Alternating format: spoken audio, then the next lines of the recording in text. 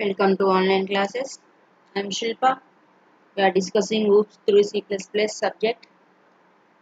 In today's lecture, we are going to discuss about inheritance concept and also the different types of visibility modes which we use in deriving a class from the existing class.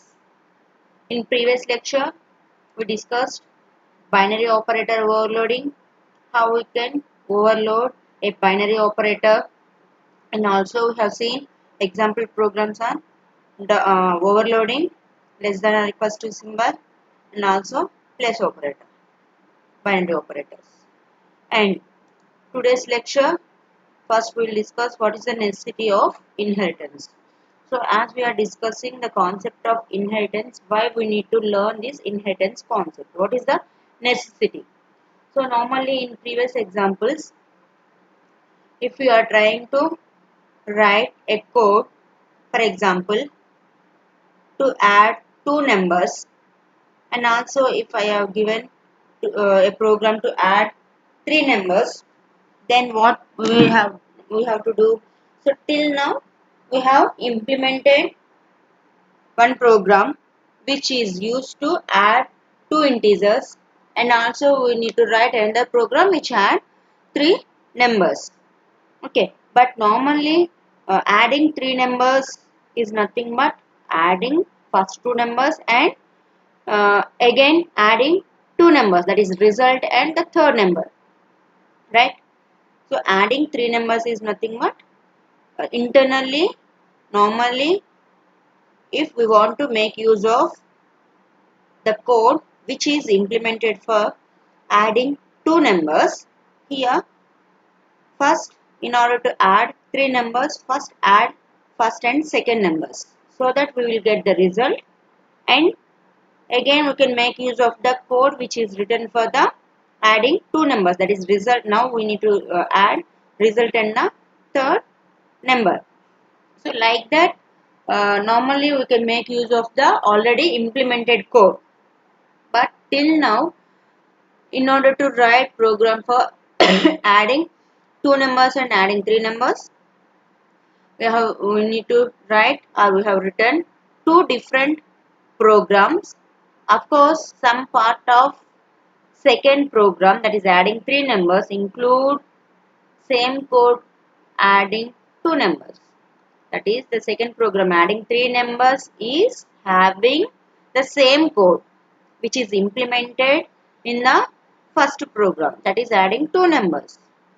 But till now we cannot make use of the code which is implemented for adding two numbers in adding three numbers. That is, there is no reusability.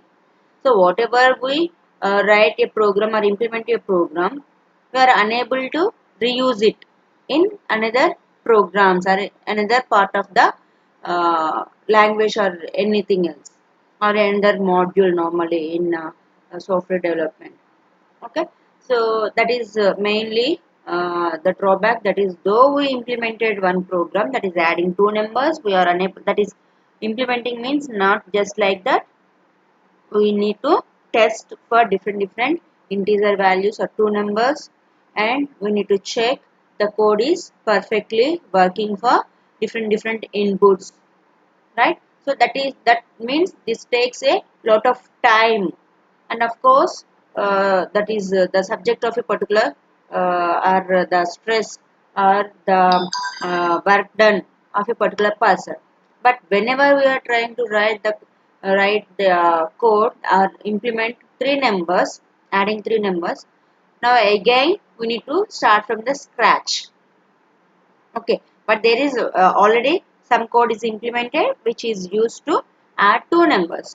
If we make use of that, and if we add the third number to the result of the previous program, so that is nothing but it simply gives adding three numbers, that is equivalent to adding three numbers. But till now we are not at all used that particular thing. So normally here, if we use already implemented code, or if we reuse already implemented code in implementing other programs, That may be some added advantage for the developer, of course. Okay, so here we will discuss what is the necessity. So whether that thing what we discussed till now, that is reusability, how that reusability can be achieved in our programming language. Okay, that is nothing but using this inheritance concept, we can achieve this reusability concept. Or we can reuse already implemented code in any part or in any other program or in any other module. Okay, now we'll discuss what is the necessity for inheritance. So main important feature of OOP is reusability. Reusing already implemented code. This is the main important feature of the OOPS concept. Okay, and here what is meant by reusability? Reusability means using something which already exists rather than trying to create the same all over again, as we discussed till now. Okay, reusability means using something, using addition of two numbers code which already exists because already we have written adding two numbers program, rather than trying to create the same all over again. That is, in order to add three numbers, again we are starting from the scratch, but we are not trying to reuse the implemented code to add two numbers. Okay, so reusability means using something which already exists rather than trying to create the same. Clear? Now, reusability. What is the that is benefits? Okay, of reusability concept.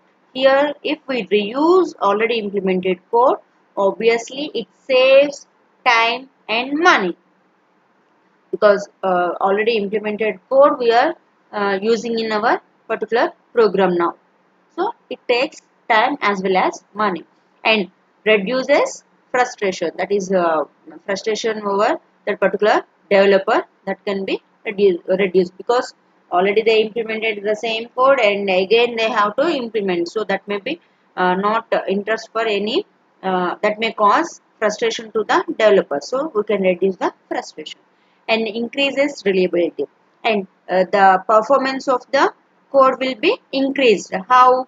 So if there are, when we are reusing the code, so in first time we may not find some errors, or we may not find any that is the inputs for which the code may not be executed.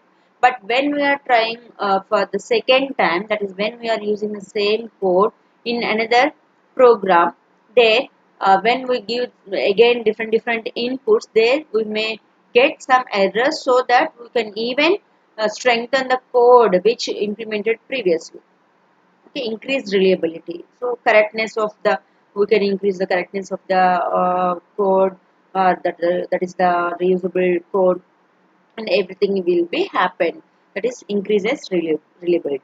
And for instance, the reuse of a class that has already been tested, debugged, and used many times can save us the effort of developing and testing the same again. So here, whenever, that is here as we are discussing OOPS concept, normally the program is having some classes, and in that class we are declaring data members and we are defining member functions. Okay, and we are performing some operations using these member functions, and in main we are calling them and we are making use of in our program. Okay, so that is, if there is a reusability concept, then the reuse of a class that has already been tested, debugged, and used many times can save us the effort of developing and testing the same again, obviously. So this is the main necessity of reusability concept. Now, C++ strongly supports the concept of reusability. Okay, and once a class has been written and tested, it can be adopted by other programmers to suit their requirements. That is, once a particular class is written and tested, then the other programmers can make use of this particular class in their requirements. Okay, that is normally in software development, there may be a number of that is employees, that is techies, and that is they are having the particular project is divided among this number of developers. If that is the case, so as they are working for the same project, the same concept or the same operations may be used by some number of developers. Okay, in that case, if one developer is developed code or implemented a code for this particular operation, and this particular code can be shared by other developers, so that that is the work may be easy for other developers. Okay, so this is the main concept of this, or the main aim of this reusability concept. Once a class has been written and tested, it can be adapted by other programmers. It can be adapted by other programmers to suit their requirements. And C++ provides a feature called inheritance to achieve reusability of existing classes. So as we are discussing, our C++ provides a feature. So when we discuss the basic concepts of groups, data classes, objects, data abstraction, encapsulation, polymorphism, inheritance, okay, and message passing, like that, we discuss we know the basic concepts of C++. In that, we are having one concept, that is inheritance. And this inheritance can be achieved using reusability of existing classes. Clear? Now, inheritance not only facilitates reusability but also represents the relationship between objects in the real world. It is not only facilitates reusability, it is not providing only reusability concept or reusability of a particular code, but also represents the relationship between objects in the real world. So it also represents, that is here the project is divided into some number of modules, and each developer is having their own work, okay, their own module. They have to develop that particular module, and here as the programmer one developed the particular code which can be shared or adapted by all these programmers. Okay, so by that we can even know the relationship between objects in the real world. That is, all these are all the classes which are developed by these particular programmers may be work for a single aim or project. Okay, so it also represents the relationship between objects in the real world. So these are the main necessities of inheritance. Main necessity of the inheritance concept is reusability of classes in OOPS. Okay, in particularly in our subject. Particularly in our subject, this is the main that is the thing, that is reusability is the main concept or main thing to develop or provide this concept inheritance. Now, what is the definition of inheritance? Inheritance can be defined as the process of creating new classes from the existing classes. So, that is nothing but reusability, right? We are going to develop or define new classes from existing classes. Already existing class is there, which adds two numbers, and now we are developing another class which adds three numbers by by reusing this particular class. Inheritance can be defined as the process of creating new classes from the existing classes. Okay, and here if you observe within the parenthesis, here the new class is also called as derived class, and the existing class is called as base class. Normally we use these two terms, base class and derived class. Okay. Inheritance can be defined as the process of creating new class, creating derived class from existing class or base class. Now, if we are deriving new class from the existing class, then what may be the relationship between base class and derived class? How they are related? Here, the new class is inherited or derived from the base class. If that is the case, what may be the relation between base class and derived class? Here, The derived class inherits all the capabilities of the base class and can add refinements and extensions of its own.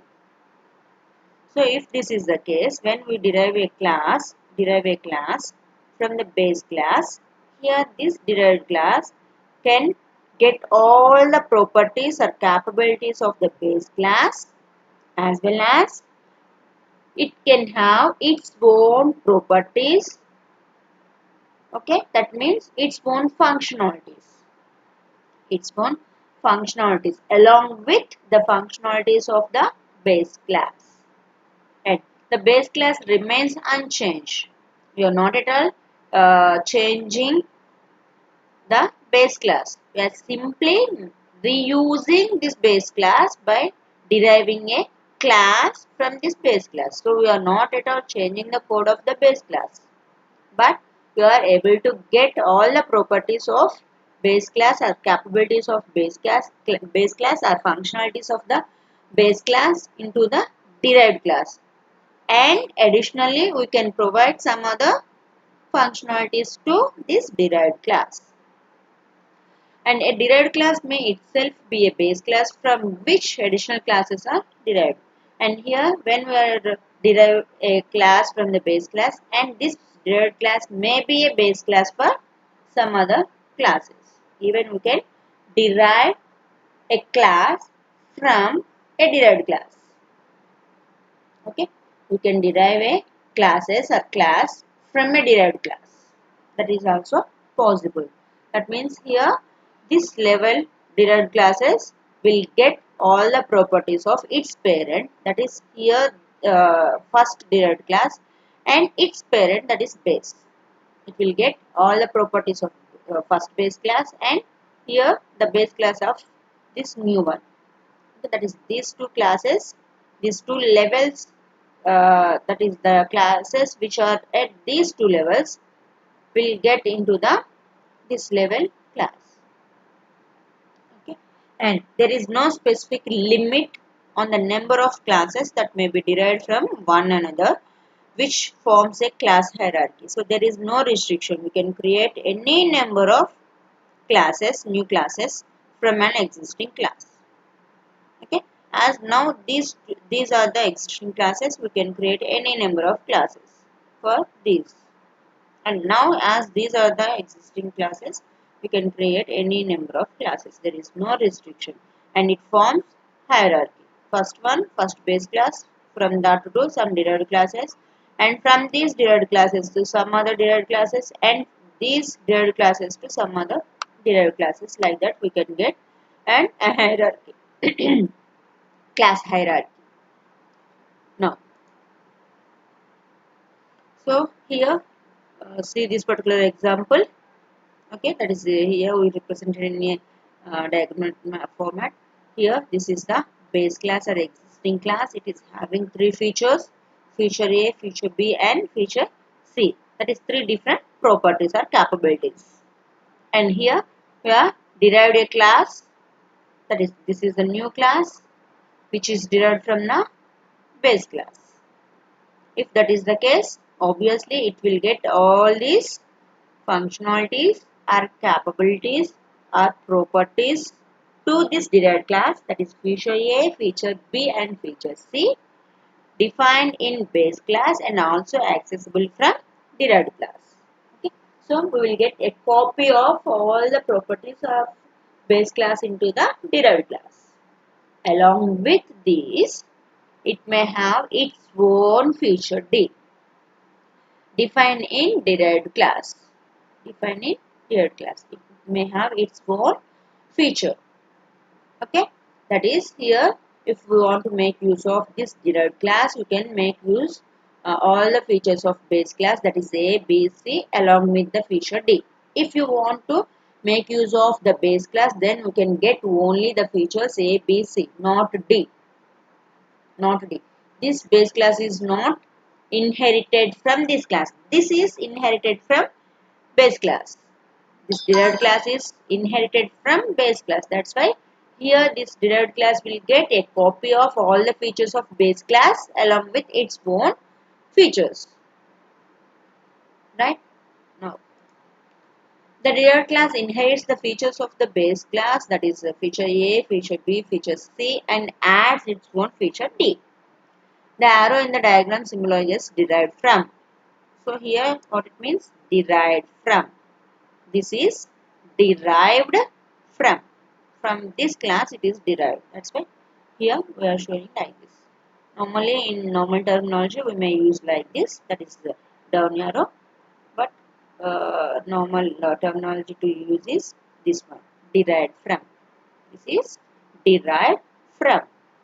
Okay. Now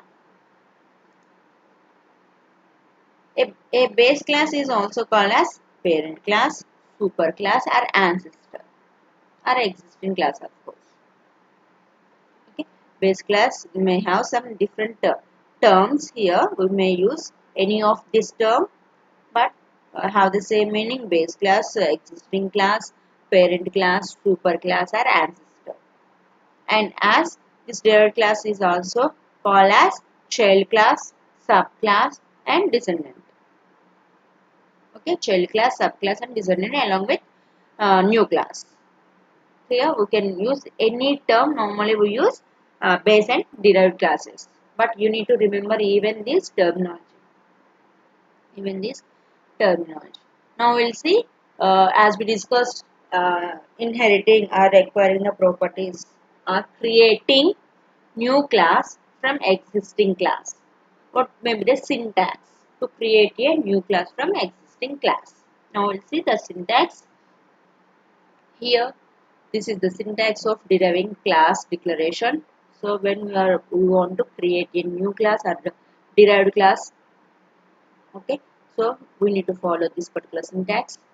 So here as usual, even we are deriving a class only, so obviously we need to use the keyword class followed by the derived class name, that is the new class name which we want to create now, and colon. This is not scope resolution. In order to uh, define the member functions out of the class, we use scope resolution operator. Okay, here we are using only colon. So colon is used to define or create a new class from the existing class. We use colon. This is not at all scope resolution. Okay, colon followed by visibility mode, and from which it was derived, that is base class name.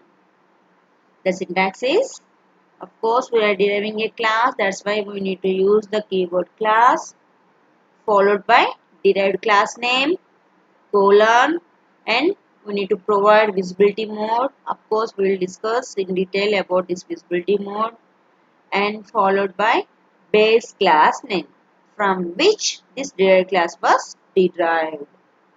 Okay, and here if you observe this, this is the derived class name, and here it means is derived. This derived class is derived from base class in some inheritance type, that is publicly inherited or privately inherited or protectedly inherited. Okay, so this is the visibility modes. So this visibility mode may be public, private, or protected. Public, private, or protected, and followed by its members declaration and definition. Okay, that is it may has its own data members and member functions.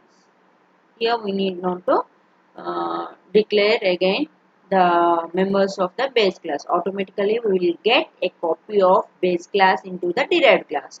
Now simply here we need to add the additional features to the derived class, additional members of the derived class. Okay, this is the syntax. And here the colon indicates that the derived class is derived from the base class, and the visibility mode is optional. If visibility mode is specified, it must be either public or private or protected. If you are not specified, then that will be a private visibility mode it will take, because even at the time of declaring the members of a class, if you are not specified any access specifier like public, then all the members of the class becomes private only. Okay, that means they cannot be accessed out of the class. So like that here also, if you are not specified any visibility mode, by default that will be private. So visibility mode is optional, and this visibility mode may be either public, private or protected. And if you are not specified any visibility mode, then the compiler takes that as the private. And if that is the private, obviously we know that the private members cannot be accessed. That means here if that is the private, then the compiler provides security over the data. Okay, even at the time of deriving the class. Okay. And visibility mode specifies whether the features of the base class are inherited using public or private or protected derivation. So as here we discussed, base class may have its own data members that may be using private or public. Okay, so when we are specifying this visibility mode, either private, public or protected, then it affects this particular visibility mode affects on accessing of data members of base class. Accessing not only data members, accessing the members of base class. Members means data members in member functions. It affects or it decides. Visibility mode decides the accessibility of the members of the base class. That's why we need to have more concentration when we are specifying this visibility mode. Based on our requirement, we need to provide either public, private or protected. Of course, we will see what are the differences, what is the main difference between if we specify this as public, private and protected. We will discuss later. But based on this, only the members of the base class can be accessed or cannot be accessed in the derived class. Though this is a derived class from the base class. The accessibility of the members of the base class depends on the visibility mode in the derived class. Okay, this is very important. That is specifying the visibility mode is very important. Visibility mode specifies whether the features of the base class are inherited using public or private or protected derivation. And the default visibility mode is private. Now, see the syntax here. Example for declaration of a derived class. So, this is the class A. It is having its own members of base class A. And when we are trying to derive a new class, that is X, so keyword class should be used, say class and the derived class name colon, and here we specify the visibility mode as public and the base class is A. That means here the class X is derived publicly. Okay, publicly or public derivation on this base class A. X is derived publicly on base class A. Okay, and of course its own data members of derived class X. Okay, now what is mean by visibility modes? Because till now what we have seen, what is mean by reusability, where we can use this reusability concept, how this reusability can be achieved in C++, that is using inheritance concept we can achieve the reusability. Next, what is the definition of inheritance? Creating a new class from existing class or acquiring the properties from one class to another class. Okay, that is called as inheritance. And what is the relationship between base class and derived class? Okay, and what are the different terms for these base class and derived class? And what is the syntax? What is the syntax for deriving a class, new class from the base class? Okay, and here we discussed what is the syntax, and we discussed each and every part of the syntax of the derived class, and we have seen one example. This simple example, class A and its own members, and class X publicly derived from the base class A and its own members here. Now we will discuss in detail what is visibility mode. What is visibility mode? The visibility mode specifies the type of derivation. The visibility mode specifies the type of derivation, whether the derivation is private derivation, public derivation, or protected derivation. Okay. And there are three types of access controls or visibility modes. There are three types of access visibility modes are access controls. It is also having another name, that is access controls. Okay, even you may get try the different types of access controls. Not always they use the same term visibility modes. They may use the term access controls. So even you need to remember these two terms. Access controls are nothing but visibility modes, and they are public, private, and protected. And now first one is public. First visibility mode is public. So here the public derivation means that the derived class can access the public and protected members of the base class, but not the private members of the base class. So here what you need to remember is normally when we are using the concept that is classes, always one thing we need to remember: the private data of the class cannot be accessed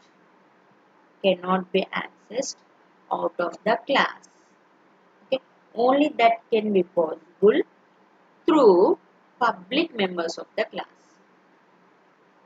Public members of the class directly you cannot access, or any part of the program cannot access the private members. Okay, always we need to remember that the private members cannot be accessed directly. That can be possible using public member functions only. Right? So here also the public derivation means that the derived class can access the public and protected members of the base class. Okay, public and protected members of the base class, but not the private members of the base class. You cannot access the private members of the base class when we derive the class in public derivation. You can access public and protected members of the base class.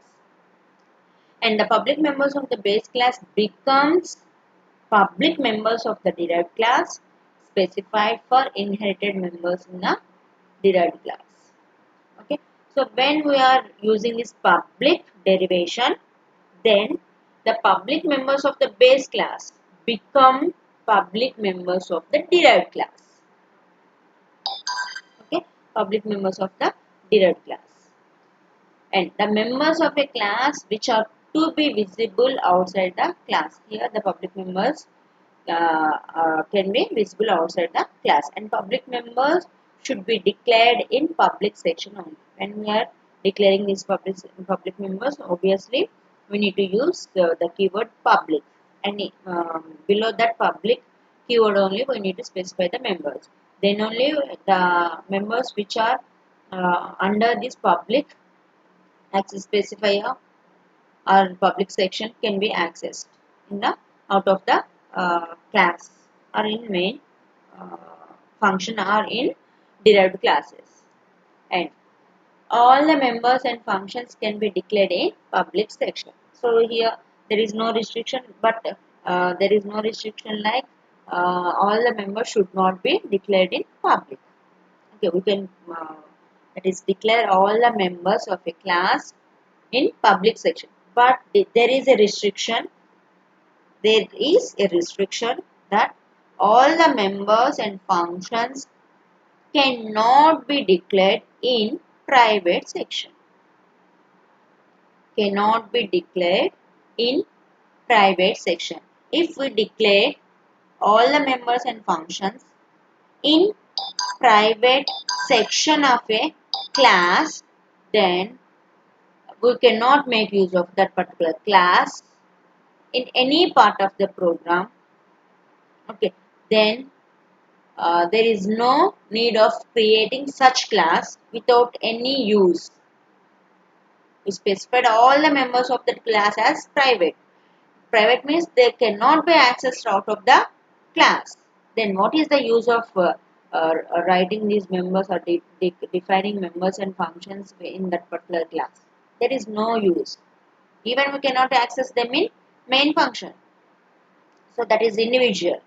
Then why we need to include the individual code in our program? Anyhow, we cannot make use of that.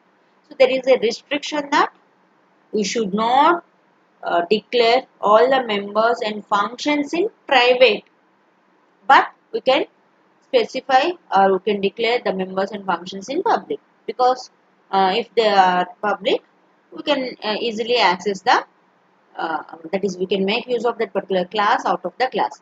But here also there is one drawback. What is that?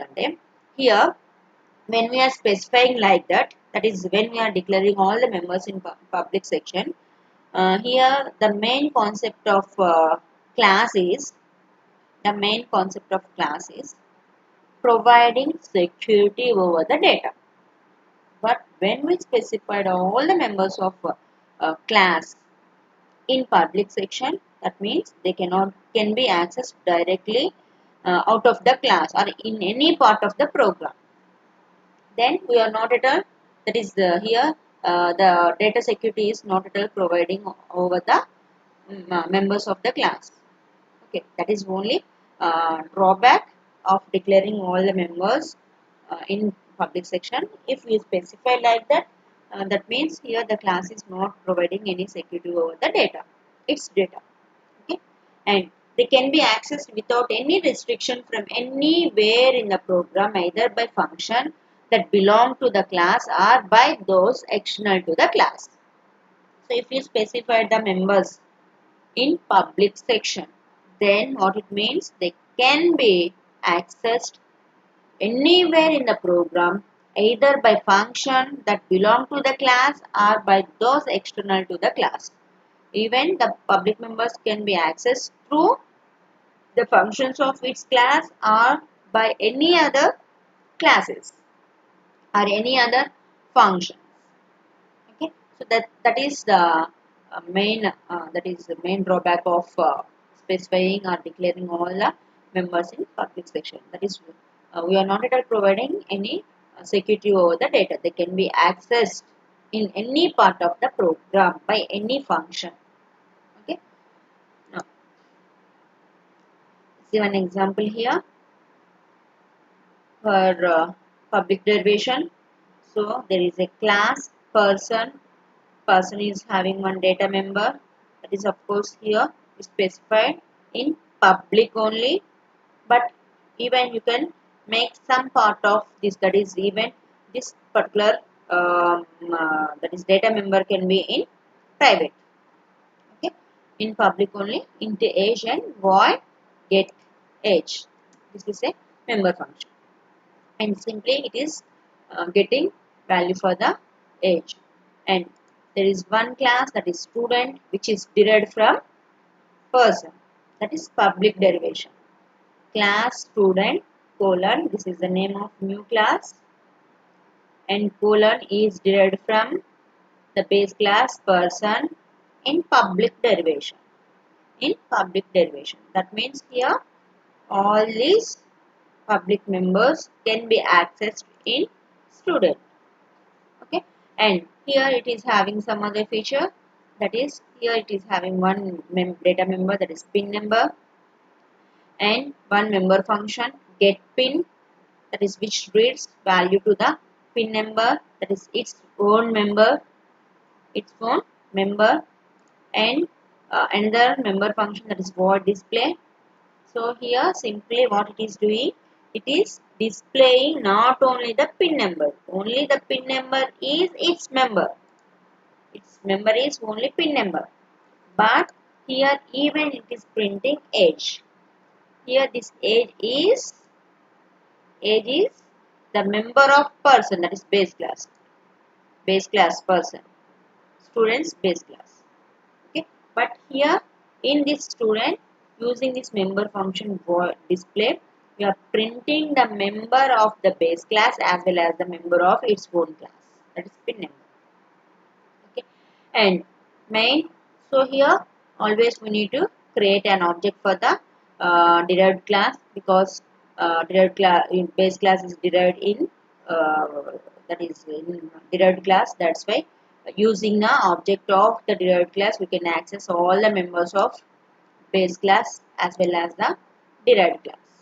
So we need to create an object for derived class only, that is student S, and call all the members, because here this is also in public section.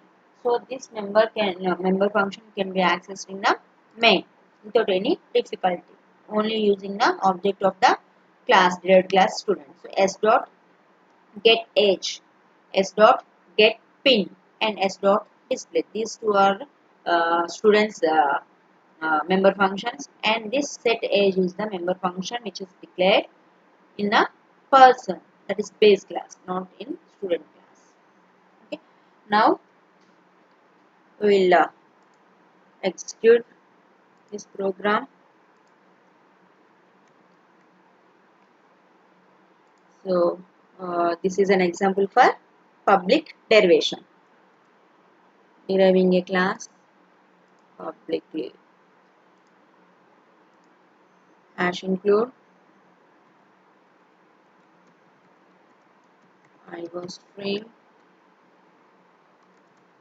hash include phonium, and class we need to declare, that is the base class. Here the base class is person, base class is person. Okay, and it is having public members only, or okay, they are in public only. Public int age, and one member function void get age. Okay, get age, and simply cout enter age, enter age, and seen into appropriate variable, that is age. This is only the body of this class.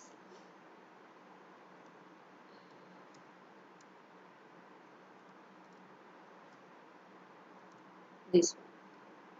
Okay, and now derive a class from person. So here class student I am deriving, and the derivation is public. So public, and base class name is person.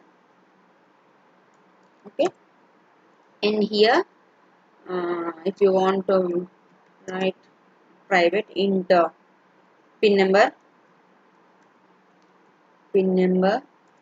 and in public two member functions void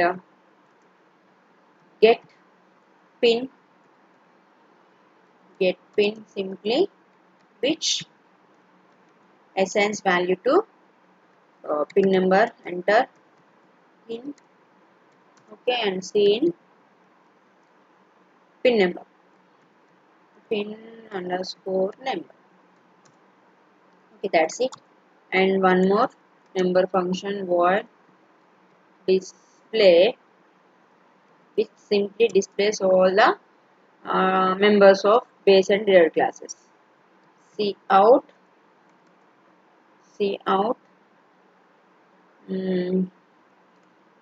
age is age. Okay, and cout pin number. pin number is what has to call the variable pin number. Okay, so here we need to end pin number. That's it. And now close of the derived class and int main function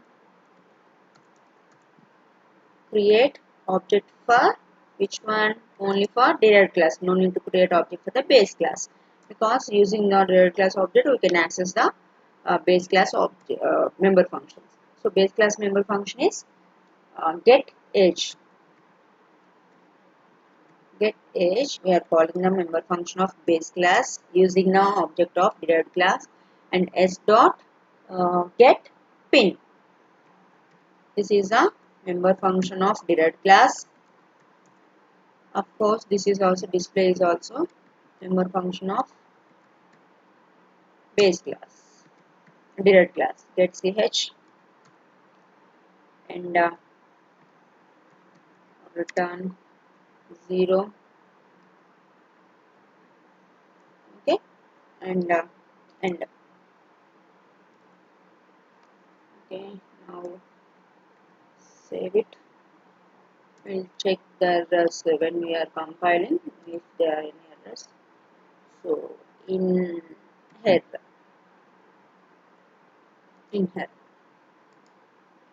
compile one error and define symbol cut cout.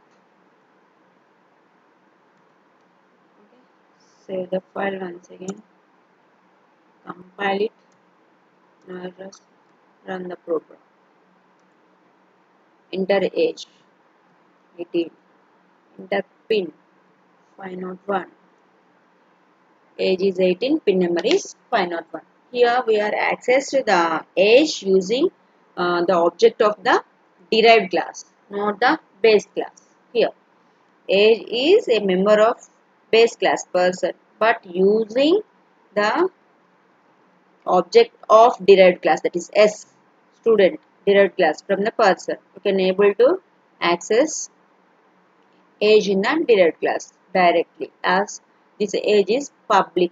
If that age is that is private, then through only the public member function we can access. Of course, that is the different method. Even we can use like that also.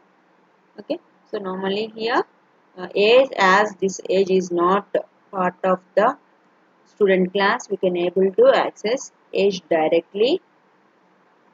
That is the age which is of member of the base class person directly in the derived class using this inheritance concept. Okay, so in today's lecture discussed what is meant by reusability, what is the necessity of inheritance, and what is meant by visibility mode, and we discussed public derivation. Thank you.